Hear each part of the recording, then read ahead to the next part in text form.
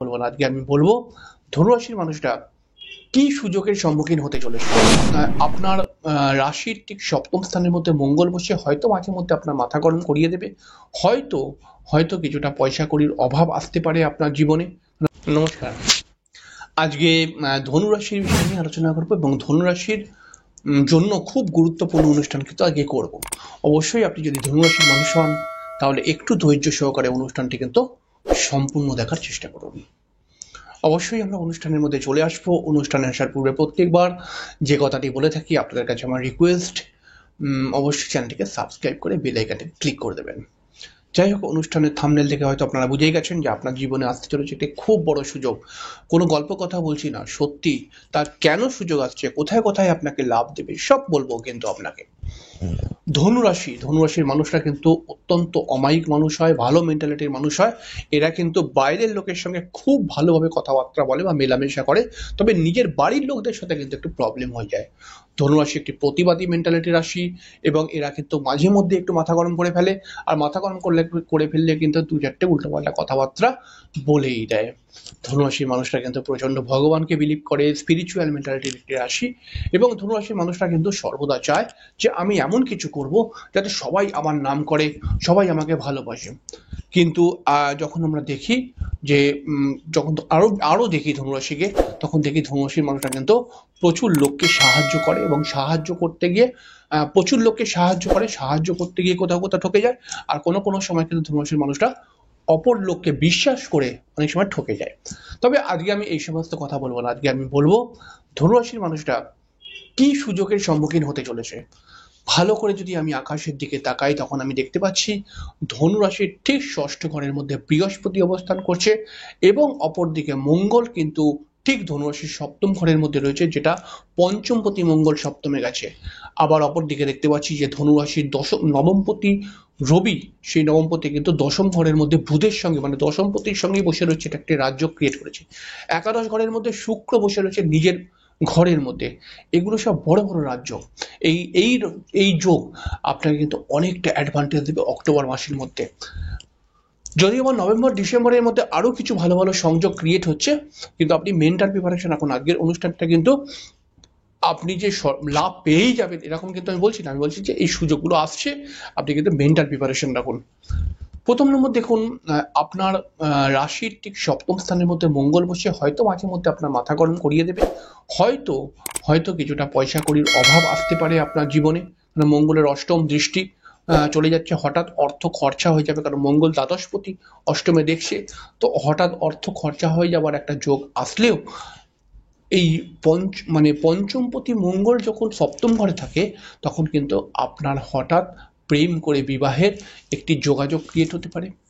হঠাৎ কিন্তু আপনার প্রেমের মধ্যে ঝগড়া আসতে পারে, কিন্তু তারপরে কিন্তু দেখা যাবে যে এক সপ্তাহ পর কিন্তু ঝগড়াটা মিটে যাবে, আবার আপনারা সুন্দর করে প্রেম করতে পারবেন। তবে প্রেম নিয়েও কথা নয়, আসলে আমি কিন্তু বলছি যে আপনার পঞ্চমপতি সপ্তমে গেলে পারে যে সমস্ত ছেলেমেয়েরা পড়াশোনা করে কাজকর্ম পাওয়ার চেষ্টা করছে, তারা কিন্তু অবশ্যই একটু মন দিয়ে পড়াশোনা বা মন দিয়ে কম্পিটিটিভ এক্সামের জন্য যদি এগোতে পারে, তাহলে কিন্তু এখনকার আকাশের গোচর কিন্তু ইন্ডিকেশন দিচ্ছে তার কিন্তু কাজ হয়ে যাবে। অবশ্যই আপনি কাজের চেষ্টা করুন, কাজটা কিন্তু হয়ে যাবে। দ্বিতীয় নম্বর কথা কি, আপনার নবমপতি দশম ঘরে এসছে। নবমপতি দশম ঘরে আসলে পারে কিন্তু এটা একটি রাজ্য, এবং এখানে কিন্তু আমি বলতেই পারি যে সমস্ত ছেলেমেয়েরা ধনুরাশির ছেলেমেয়েরা আউট অফ স্টেটে কর্ম করার জন্য চেষ্টা করছে, তাদের ক্ষেত্রে কিন্তু খুব ভালো একটি অ্যাডভান্টেজ আসছে। যদি আপনি কোনো সরকারি কাজের সঙ্গে যুক্ত হতে চান, তার জন্য চেষ্টা করছেন, কম্পিটিটিভ এক্সামের জন্য চেষ্টা করছেন, সেই ক্ষেত্রেও কিন্তু বড় অ্যাডভান্টেজ আসছে এই অক্টোবর মাসে। এবং তার সঙ্গে সঙ্গে কিন্তু এই অক্টোবর মাসের মধ্যে আপনার একাদশপতি শুক্র একাদশ ঘরে বসে থাকার জন্য হঠাৎ কোথাও থেকে অর্থপ্রাপ্তি হবেই। এবং কোনো মহিলার দ্বারা আপনি কিন্তু দেখা যাবে যে কোনো মহিলার দ্বারা কিন্তু আপনার আর্থিক উন্নতি হলো, কিন্তু কোনো মহিলার দ্বারা প্রতারিতও হতে পারেন, এরকমও যোগ কিন্তু রয়েছে। এই অক্টোবর মাসের মধ্যে দেখতে পাবো আমরা, এই অক্টোবর মাসের মধ্যে বৃহস্পতি কিন্তু আপনাদের ষষ্ঠ ঘরের মধ্যে রয়েছে, এবং ষষ্ঠ ঘরকে আমরা হয়তো অশুভ ঘর বলি, তবে ওই ষষ্ঠ ঘরের মধ্যে বৃহস্পতি কিন্তু ভালো ফল দেয়। যদি আপনার জন্মছকের মধ্যে বৃহস্পতিটি ভালো থাকে, তাহলে এই বৃহস্পতিটা কিন্তু ভালো ফলই আপনি পাবেন। যদি আপনার জন্মছকের মধ্যে বৃহস্পতি ভালো না থাকে, তাহলে আমি রিকোয়েস্ট করবো যে আপনি কিন্তু বৃহস্পতির প্রতিকারটা অবশ্যই করিয়ে নেবেন। এটা কিন্তু দরকার, নইলে আপনাকে বারবার সমস্যায় ফেলবে কিন্তু।